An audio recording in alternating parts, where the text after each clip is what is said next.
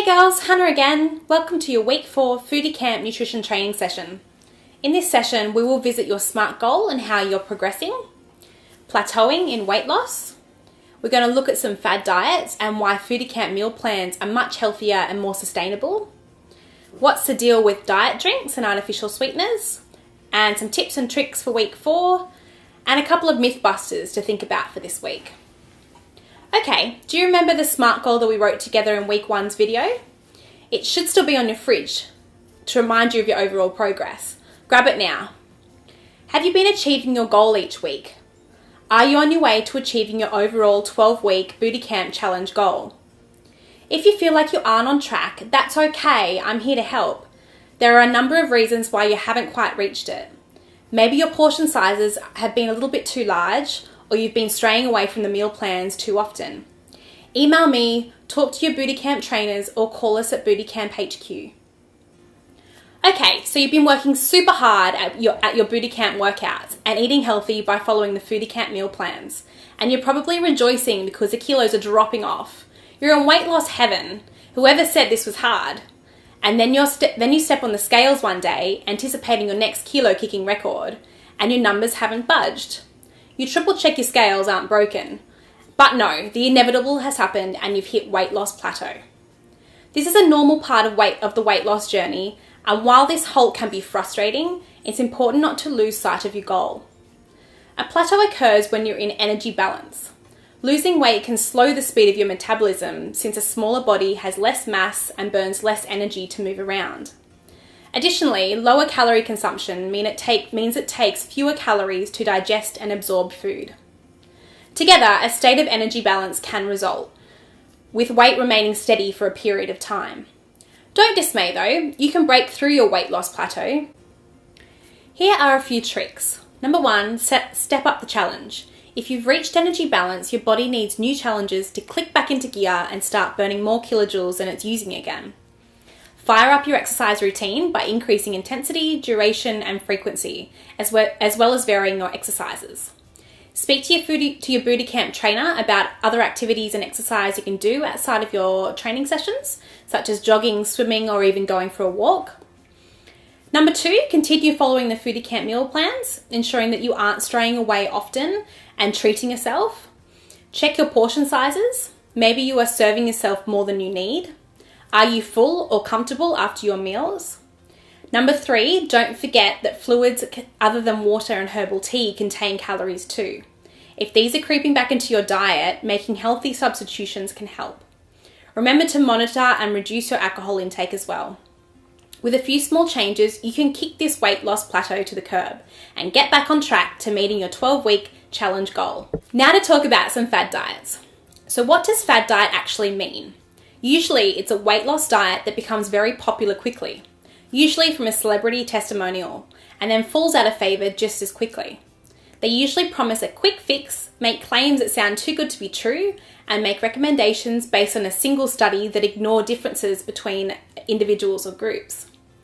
They are usually dangerous because of their very low calorie levels and poor nutritional quality. Most also recommend to eliminate one or more of the 5 food groups. Another major flaw of fad diets are that most people may lose weight initially, but once the diet ends, they simply gain the weight back again once they resume their normal eating patterns. Some examples of fad diets include low carbohydrates, such as the Atkins diet, high protein diets, the 3-day diet, which is a very low calorie diet of about 800 calories a day, which you follow for 3 days. Weight loss is usually due to a sudden drop in calorie intake, mostly from water loss, not fat loss. The foods included in this meal plans are not necessarily healthy either. It actually includes ice cream and hot dogs, can you believe? Another one is the tapeworm diet. Yes, this diet is as it sounds. You must eat a tapeworm, which lives inside your intestines, feeding off the food that you eat. The risks listed on the diet website include vitamin deficiencies and the possibility of the tapeworm deviating to other parts of your body, such as your brain, which can have really deadly results. It also states that the tapeworm is a living organism, and as such you may feel it inside your digestive system and on its way out. Ew. The Dietitians Association of Australia has produced evidence recently stating that all fad diets provide no benefit when compared to diets with the same energy intake. So, overall, it comes down to reducing energy intake by eating less energy-dense foods and increasing your energy expenditure through exercise, but in a way that's healthy and balanced, and by including foods from all 5 food groups. It's also important that your weight loss methods suit your preference and your lifestyle. Foodie Camp meal plans are designed based on all of these concepts, which make them healthy, balanced, and sustainable. Foodie Camp is not a diet, but it's a way of living. A popular question I often get asked is the effects of artificial sweeteners, particularly those found in diet drinks. Aspartame is the most common artificial sweetener in Australia, found in over 6,000 foods, including diet drinks and foods and sugar-free products like chewing gum. It can be also called Equal or NutraSweet. Further studies need to be done on the effects of aspartame, but a few have actually found that they can cause cancer in animals, so tests have only been done on animals so far. The main complaints of aspartame, however, are symptoms like headaches, dizziness, behavioural changes, and digestive upset. Another thing to remember is that diet foods often lack nutrients that their non-diet counterparts contain. For example, a sugar-free pudding contains very little calories, but it also provides minimal nutrients. Instead, eat whole foods like fruits, vegetables, nuts, herbs, meat, chicken and fish, which are naturally free of all sweeteners.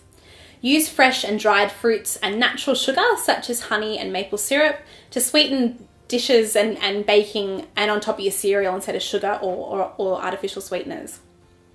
It's best to skip soft drink altogether.